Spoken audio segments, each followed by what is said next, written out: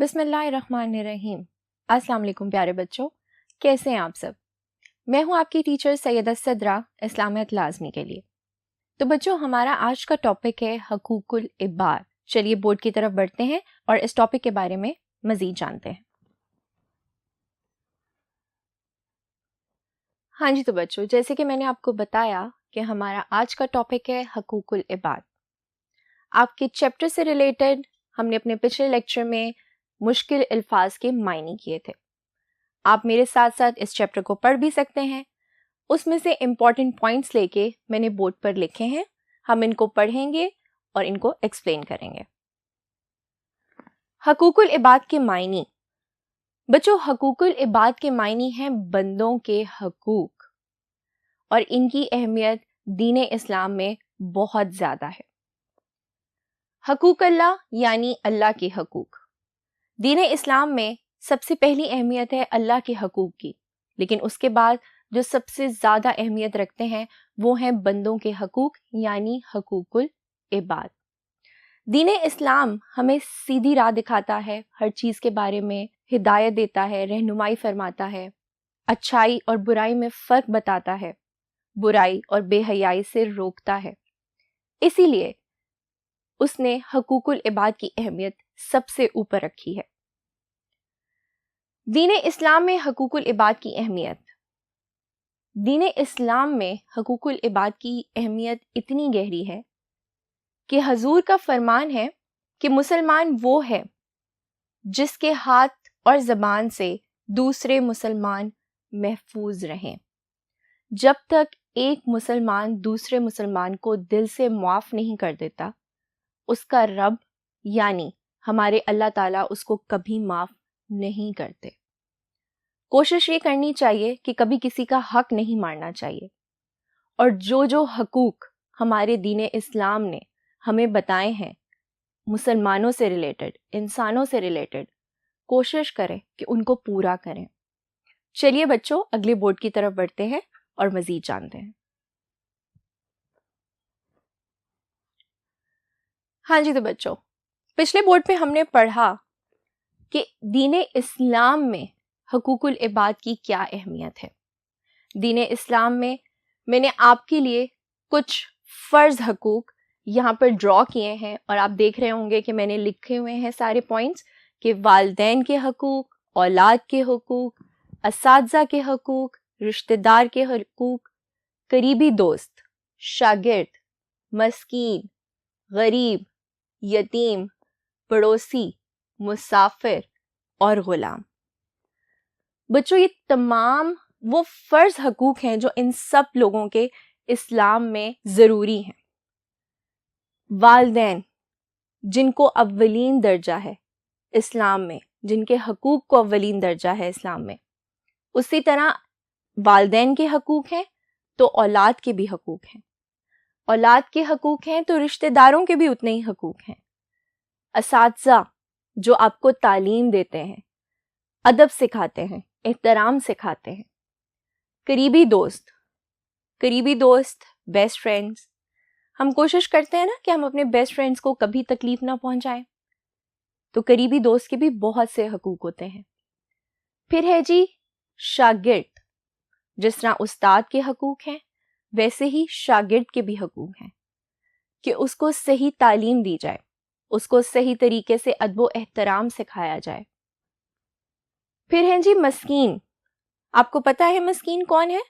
मस्कीन वो होते हैं जिनकी माँ नहीं होती, और उनसे हमेशा प्यार और मोहब्बत के साथ मिलना चाहिए, उनकी मदद करनी चाहिए। फिर हैं जी गरीब। गरीब लोग कौन होते हैं? जो ज़रूरतमंद होते हैं। हमें कोशिश करनी चाहिए कि उनकी हर लिहाज में मदद करें।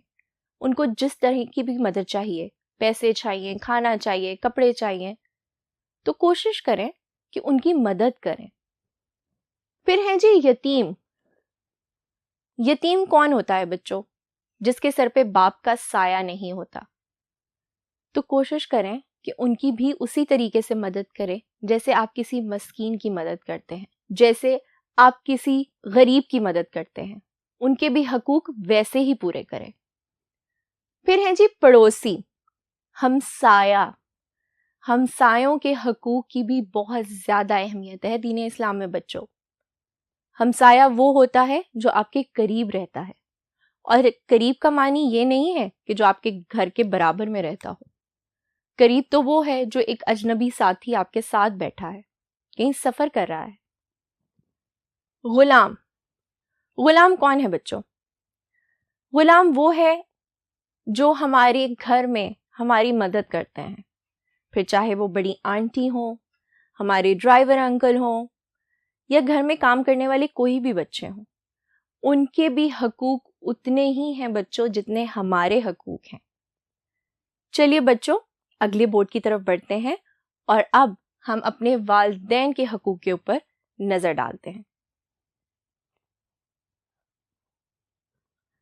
ہاں جی، تو بچوں اب ہم نظر ڈالیں گے والدین کے حقوق پہ.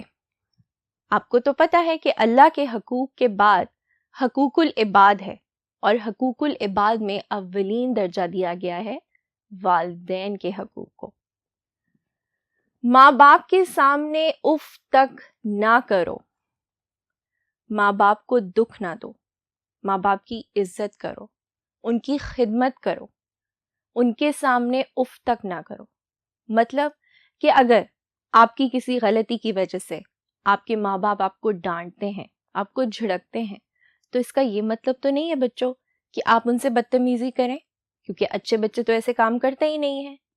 ہمیں چاہیے کہ ہم اپنے والدین کی عزت کریں، کیونکہ ہمارے اللہ تعالیٰ کا یہ حکم ہے کہ جس طرح تو میرا شکر ادا کرتا ہے ویسے ہی تو اپنے والدین کا شکر ادا کر، کیونکہ وہ کتنی مصیبتوں سے، کتنی محنت سے ہمیں پالتے ہیں، ہمیں اچھا کھلاتے ہیں، اچھا پہناتے ہیں، اچھی تعلیم دیتے ہیں، اچھی تربیت دیتے ہیں، تو ہمیں ان کا احسان ماننا چاہیے. ارشاد باری تعالیٰ ہے، اور تیرے لیے رب نے فیصلہ کر دیا کہ تم اس کے سوا کسی کی عبادت نہ کرو، یعنی اللہ تعالیٰ کے علاوہ کسی کی عبادت نہ کرو.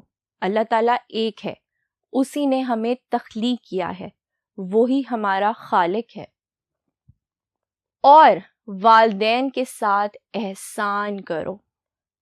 تو بچوں یہاں پہ احسان کا مطلب کیا ہے؟ احسان کرو. احسان کا مطلب یہ نہیں ہے کہ آپ ان پہ احسان کر رہے ہو کچھ کر کے، ان کی خدمت کر کے، ان سے محبت کر کے، بالکل بھی نہیں. احسان سے مراد یہاں یہ ہے بچوں کہ حقوق کی ادائیگی سے بڑھ کر ان کے ساتھ حسن سلوک کرو. اور وہ آپ کیسے کر سکتے ہو؟ ان کے رشتہ دار، ان کے دوست، جتنے بھی لوگ ہیں جو ان سے ریلیٹڈ ہیں، کوشش کرو کہ ان کے ساتھ پیار محبت سے پیش آؤ. اپنے والدین کی فرما برداری کرو بچوں، ان کا کہنا مانو، ان کی عزت کرو.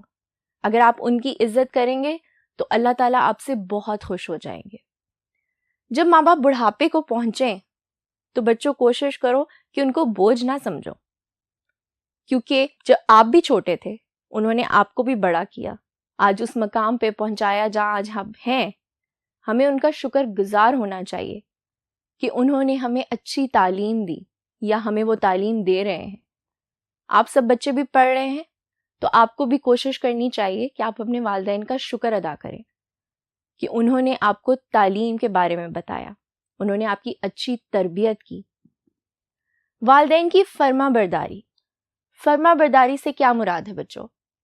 فرما برداری سے مراد ہے کہ آپ ان کا کہنا مانیں، ان کی عزت کریں، ان سے محبت کریں.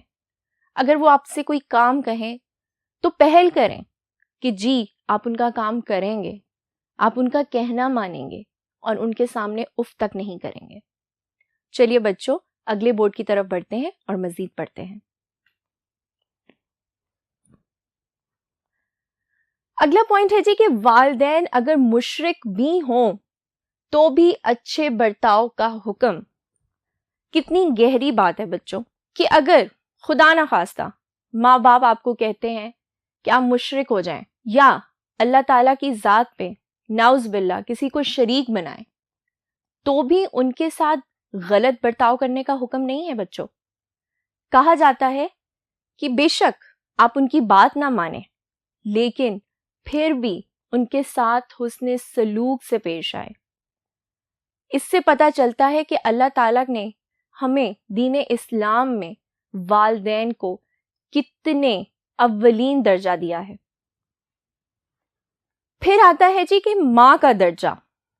والدین کے حقوق میں بچوں سب سے اولین درجہ ہے ماں کا، کیونکہ ماں کے پیروں تلے جنت ہے۔ ایک شخص ایک دفعہ حضور پاک صلی اللہ علیہ وآلہ وسلم کے پاس آیا، ان سے اس نے سوال کیا کہ یا رسول اللہ، میرے حسن سلوک کا سب سے زیادہ حقدار کون ہے؟ آپ نے فرمایا تیری ماں۔ اس نے پھر پوچھا، آپ نے پھر فرمایا تیری ماں۔ اس نے دوبارہ سیم کویسچن پوچھا، انہوں نے پھر کہا تمہاری ماں۔